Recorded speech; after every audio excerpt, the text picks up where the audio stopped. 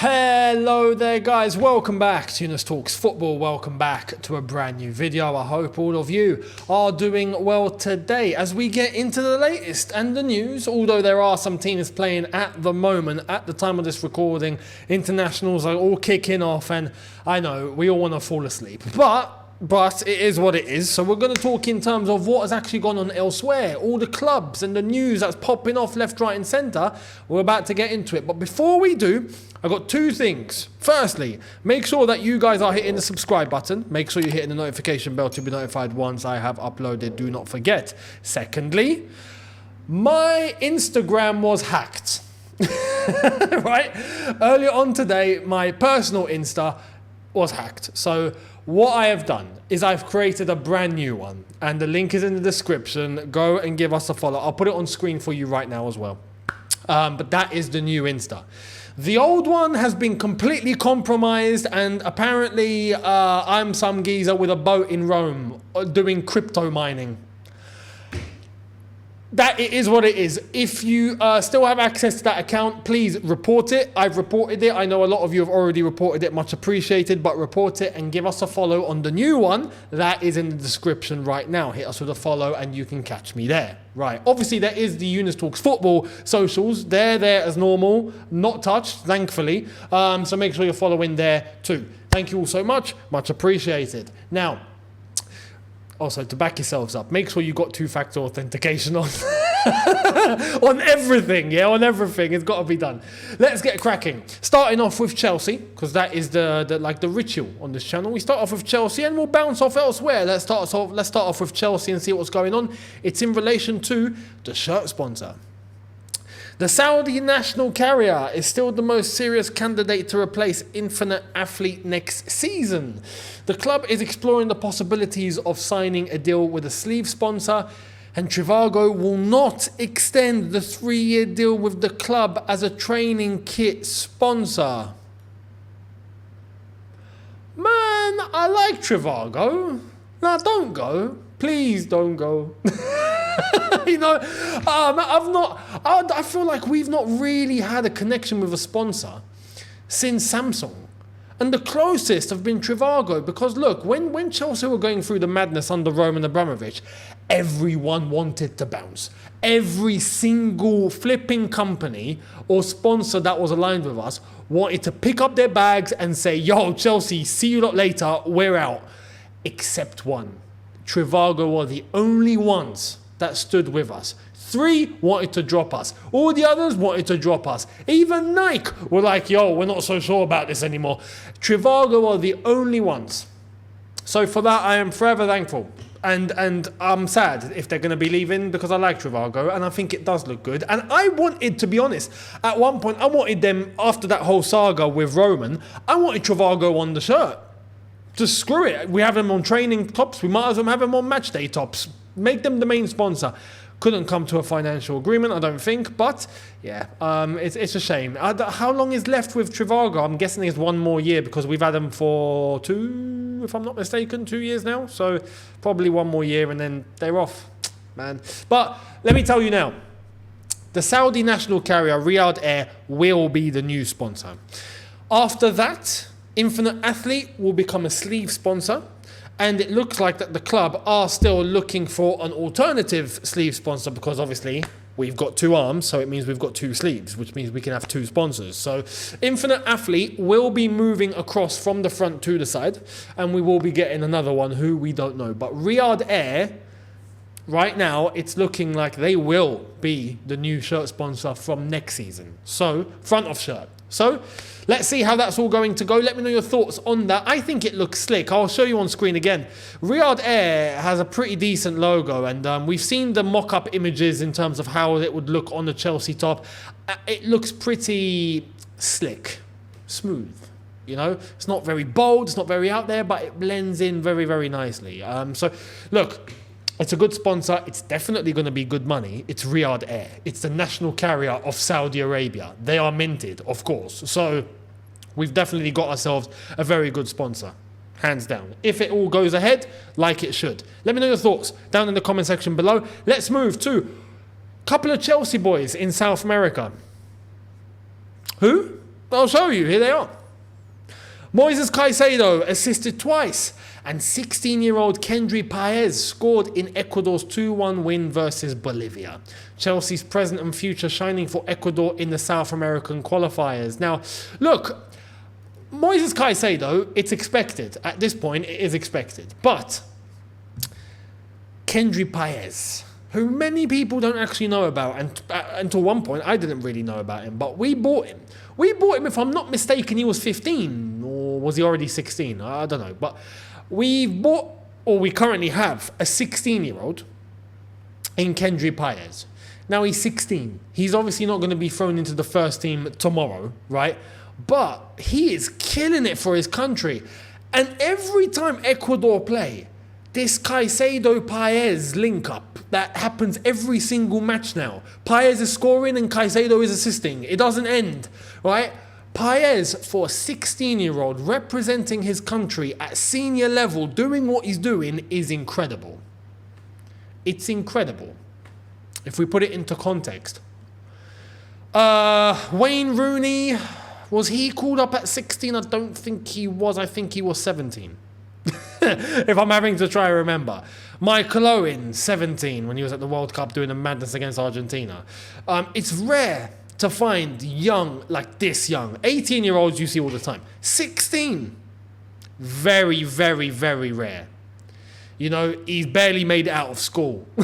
And he's killing it for his country on a quarterly basis or whenever the international break is. So look, fair play to Caicedo.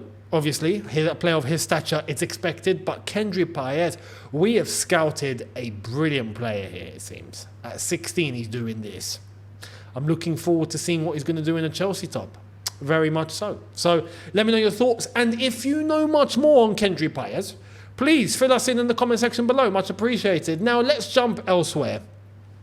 It's not so calm at Manchester United, is it? Well, let's get into why. Here it is. Manchester United have launched an investigation into why their first-team squad has suffered so many injuries this season. Join the club, mate. Join the club. We're glad you made it to the party. You took your time, you know. Party's been going on for about 4 hours now. Where have you been? It's about to end in 2. So, anyway, here is Mike Keegan with the latest on Manchester United. Man United launched an investigation into the injuries.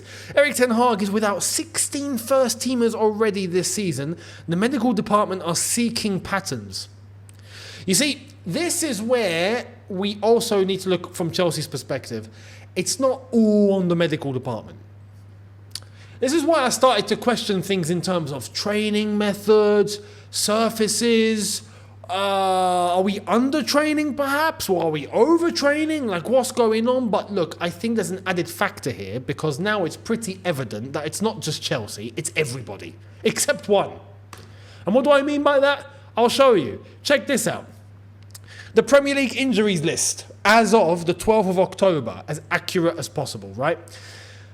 Look at this. Arsenal on 4, Aston Villa on 5, Bournemouth 7, Brentford 9, Brighton 6, Burnley 6, Chelsea 12, because that's how we roll, Palace 11, Everton 4, Fulham 4, Liverpool 6, Luton 6, Man City 2, Man United 9, Newcastle 6, Forest 8, Sheffield United 9, Spurs 7, West Ham 3, Wolves 3.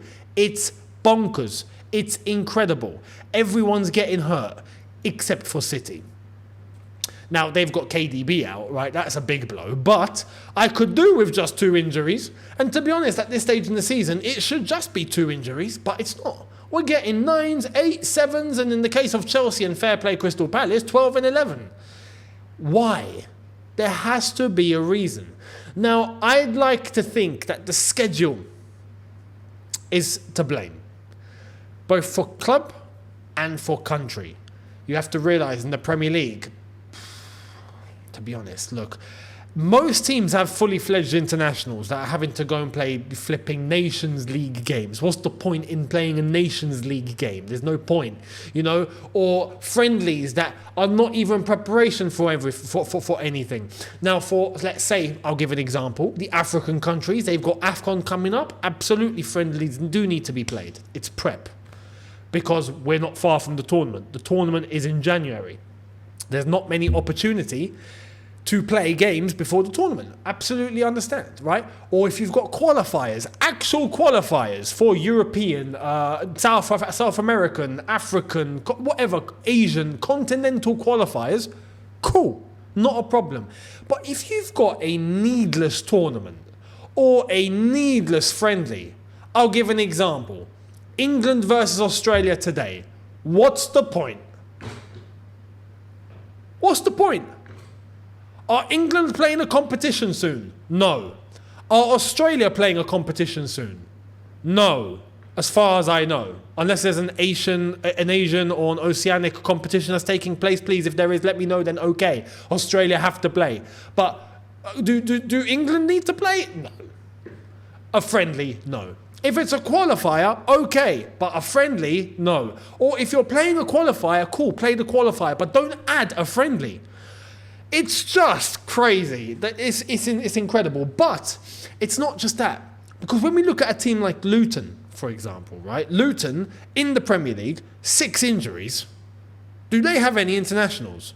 Respectfully, I don't think they have barely even 1 or 2. Right? So you have to start looking to the schedule or the frequency of games or whatever it is. It's taking its toll. And these players are not able to keep going. I do think there's a knock-on effect from the World Cup, from that time where last season was hell. Players were not stopping. And then they had a tiny break, and then pre-season was underway. It's going to take its toll. You're asking for trouble.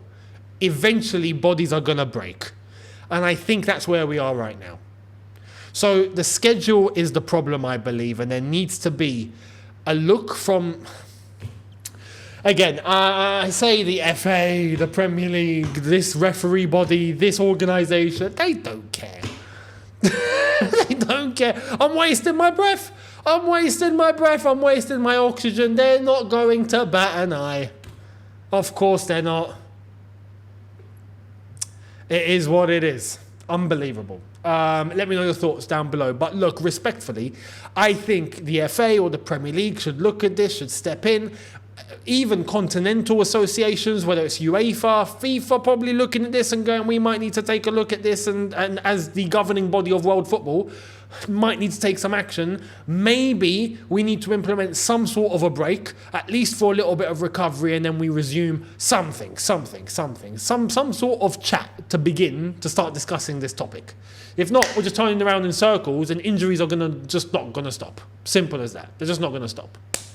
So let me know your thoughts down below. Now to wrap up, because it's the international break, and I know everyone is, gloomy, and I mean, I've not been in the best of moods today. My account got hacked, so let's all laugh and let's all have a little moment of man, and have a smile on our faces, right?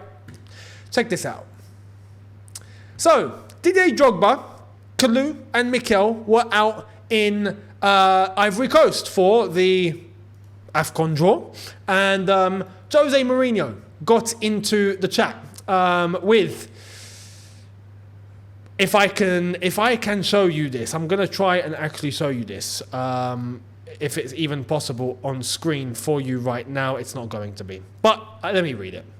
So John Obi Mikel put out an Instagram post saying, still no statues, but watch out for the 3 of them. And it's true. Why is there no statue of any of these geezers at Chelsea? What are we waiting for? Where's the JT statue? Where's the Lampard statue? Where's the Drogba statue? Like, come, what's going on? Anyway, he tagged Didier and Kalou. Mourinho got into his comments and put, "Daddy is missing. You rich guys can enjoy your holiday time." And it's a nice little moment where you look and go, yeah, Jose's boys. It's funny because Mourinho doesn't do this with anybody. Only his old Chelsea boys. Because that team was... to have a team like that again.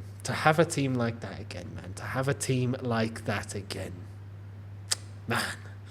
We can spend the international break reminiscing. Let me know your thoughts down below. Much appreciated. And let me know everything that you have to say. Thank you all so much. Do not forget, check out my new personal Insta. Link is in the description. Much appreciated. As well as all the other socials. I have updated everything, so make sure you give us the follow on all of that. Do not forget to hit the subscribe button and hit the notification bell on top of that to be notified once I have uploaded. Smash like button if you have enjoyed this, and I will see all of you tomorrow for a brand new one. Thank you all so much. Have a good one, people. See you tomorrow. Take care and peace.